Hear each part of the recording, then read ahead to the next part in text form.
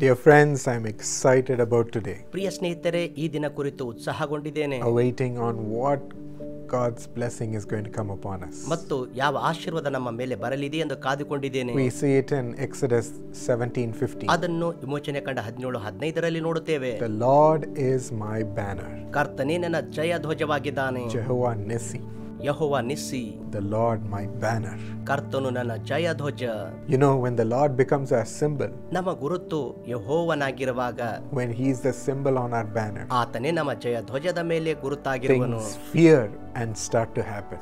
ಇಲ್ಲಿ ಕಾರ್ಯಗಳು ನಡೆಯಲ್ಪಡುವವು.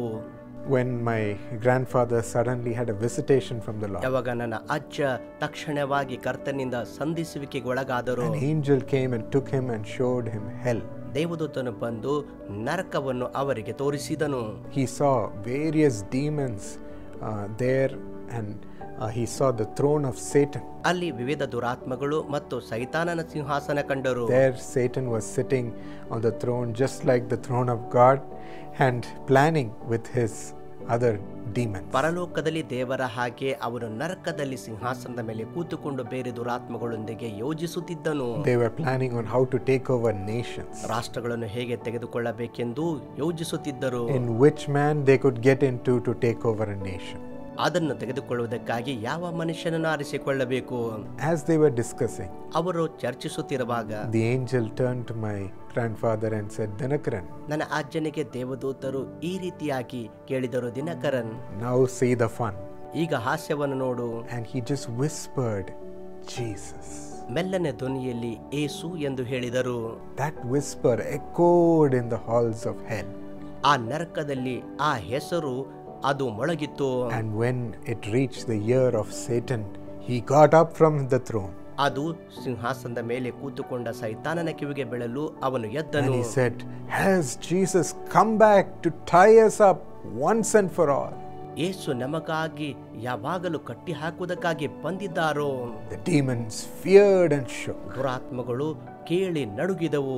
Such is the name of Jesus. ಅಂತಹ ಹೆಸರು ಯೇಸುವಿನ ಹೆಸರಾಗಿದೆ. And he's putting that name upon you as a banner. ಮತ್ತು ಆ ಹೆಸರು ನಿಮ್ಮ ಮೇಲೆ ಜಯ ಧ್ವಜವಾಗಿಡುತ್ತಿದ್ದಾನೆ. And showing that it is he who is with you. ಆತನೇ ನಿಮ್ಮೊಂದಿಗಿದ್ದಾನೆಂದು ತೋರಿಸುತ್ತಿದ್ದಾನೆ. Why do we need to be afraid, my friends? ನನ್ನ ಸ್ನೇಹಿತರೆ, ಯಾಕೆ ನಾವು ಭಯಪಡಬೇಕು? All that we need to do is to keep his name with us. ನಮ್ಮೊಂದಿಗೆ ನಾವು ಮಾಡಬೇಕಾದ ಕಾರ್ಯ ಆತನ ಹೆಸರನ್ನು ಇಟ್ಟುಕೊಳ್ಳುವುದು. Honor that name. ಆ ಹೆಸರನ್ನು ಸನ್ಮಾನಿಸುವುದು. And never disown that name. ಆ ಹೆಸರು ಎಂದಿಗೂ ಅಸಡ್ಡೆ ಮಾಡಬಾರದು. Keep that name in your ministry. ನಿಮ್ಮ ಸೇವೆಯಲ್ಲಿ ಆ ಹೆಸರನ್ನು ಇಡಿರಿ. Continue to keep that name upon you in society. ಸಮಾಜದಲ್ಲಿ ಯಾವಾಗಲೂ ನಿರಂತರವಾಗಿ ಆ ಹೆಸರನ್ನು ಇಟ್ಟುಕೊಂಡಿರಿ. And in the workplace.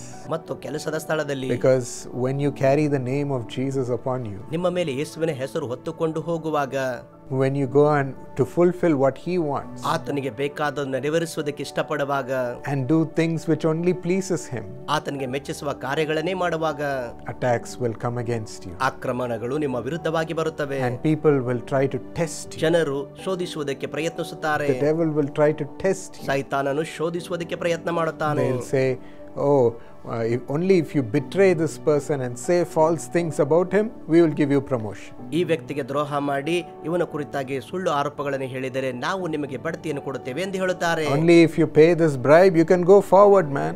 ಈ ಲಂಚ ಕೊಟ್ಟರೆ ಮಾತ್ರ ನೀನು ಮುಂದಕ್ಕೆ ಹೋಗುವೆ ಮನುಷ್ಯನೇ ಎಂದು ಹೇಳುತ್ತಾರೆ. Those will be the tests. Away ಪರೀಕ್ಷೆಗಳಾಗಿರುವವು. Whether we are falling into wrong ways. ನಾವು ತಪ್ಪಾದ ಮಾರ್ಗದಲ್ಲಿ ನಡೆಯುತ್ತಿದ್ದೇವೋ. And disowning the name of Jesus.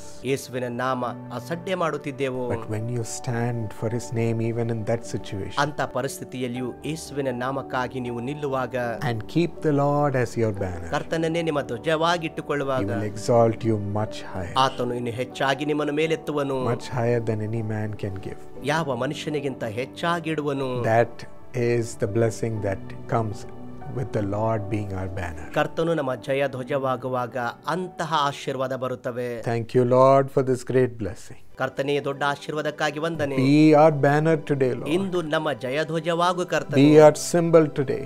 ಇಂದು ನಮ್ಮ ಚಿಹ್ನೆಯಾಗು. Place your name upon us, Lord. ನಮ್ಮ ಮೇಲಿನ ಹೆಸರು ನೀಡು. What a mighty name we carry. ಎಂತ ಬಲವುಳ್ಳ ನಾಮ ಹೊತ್ತುಕೊಳ್ಳುತ್ತೇವೆ. We are the children of the Almighty God. ಸರ್ವಶಕ್ತನ ಮಕ್ಕಳು ನಾವಾಗಿದ್ದೇವೆ. Perfect everything for your children, Lord. ನಿನ್ನ ಮಕ್ಕಳಿಗೆ ಎಲ್ಲವನ್ನು ಪರಿಪೂರ್ಣ ಮಾಡು. Remove their obstacles. ಎಲ್ಲ ತಡೆಗಳನ್ನು ತೆಗೆದುಹಾಕು. Remove and give them victory in their tests, Lord. ಕರ್ತನೇ ಅವರ ಪರೀಕ್ಷೆಗಳಲ್ಲಿ ಅವರಿಗೆ ಜಯ ಕೊಡು. Help them be strong and be faithful to you. ಬಲ ಹೊಂದಿ ನಿನಗೆ ನಂಬಿಗಸ್ತರಾಗಿರುವಂತೆ ಸಹಾಯ ಮಾಡು. Prosper such children. ಅಂತ ಮಕ್ಕಳನ್ನು ಕಾಪಾಡು. Take them to great heights. ದೊಡ್ಡ ಉನ್ನತಕ್ಕೆ ಎತ್ತು. In Jesus' name. ಯೇಸುವಿನ ನಾಮದಲ್ಲಿ. Amen. Amen. God bless you. His brother Sudhir Sitardi, happy birthday. ಅಮೂಲ್ಯ ಸಹೋದರ ಸುಧೀರ್ ಸಿರ್ತಾಡಿ ಹುಟ್ಟು ಹಬ್ಬದ ಶುಭಾಶಯಗಳು. God bless you according to Genesis 26:3.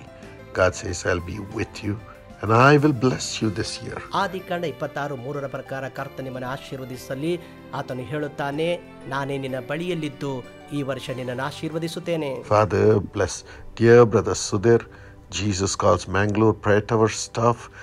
Honor him as he is used by you to pray and bring blessings to others. ತಂದೆಯೇ, ಪ್ರಿಯ ಸಹೋದರ ಸುಧೀರ್ ಮಂಗಳೂರು ಪ್ರಾರ್ಥನಾ ಗೋಪುರದ ಸಿಬ್ಬಂದಿಯಾಗಿರುವಾಗ ಮತ್ತು ನಿನ್ನಿಂದ ಉಪಯೋಗವಾಗುವಾಗ ಕರ್ತನೆ ಇತರರಿಗೆ ಆಶೀರ್ವಾದ ತರುವವರಾಗಿರುವಾಗ ನೀನೇ ಅವರನ್ನು ಆಶೀರ್ವದಿಸು.